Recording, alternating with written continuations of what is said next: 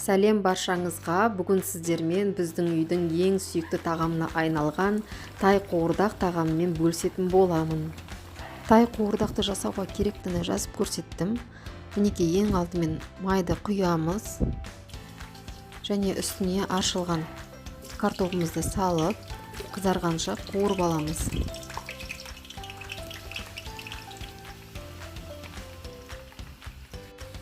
Не деген әдемі түс. Мінекей, картопты қызартып қуырып алдық. Енді бөлек ыдысқа алып, қазанды босатамыз. Етті қуырамыз. Алдын ала етті турап алдым осылай. Енді етті қуыратын боламыз. Етті толықтай бір қуырып аламыз. Міне видеода көріп тұрғандарыңыздай.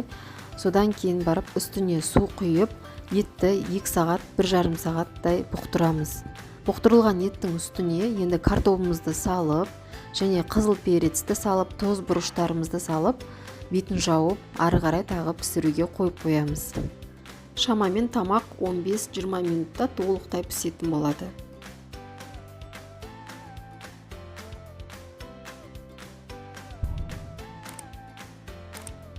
Енді раушангүлді мантының қамырын дайындаймыз. Ол үшін бізге салқын су, тұз араласқан. Солай қарапайым күйде қамырымызды иілеп аламыз. Иленген қамырды бір 15 минутқа тындырып қоямыз. Қамыр демалу керек. Содан кейін барып жаямыз.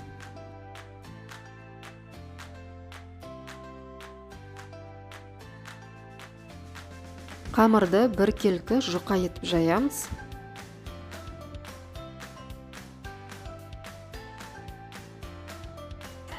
Жайылған қамырды пышақпен немесе арнайы кескішпен осылай жолақ-жолақ қылып кесіп аламыз.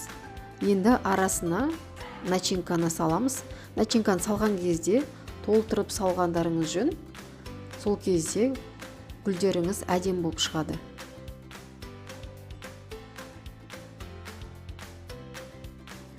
Видеода көрсетіліп тұрғандай етіп жасап шығасыздар. Барлығын толықтай жасап болғаннан кейін мантаваркаға салып 25-30 минуттай пісіріп аласыздар.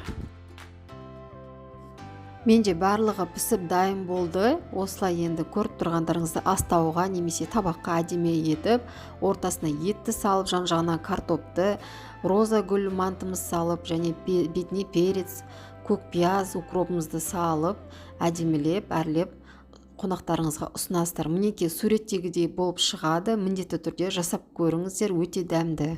Каналға тіркеліп, лайк, комментарий қалдырыңыздар.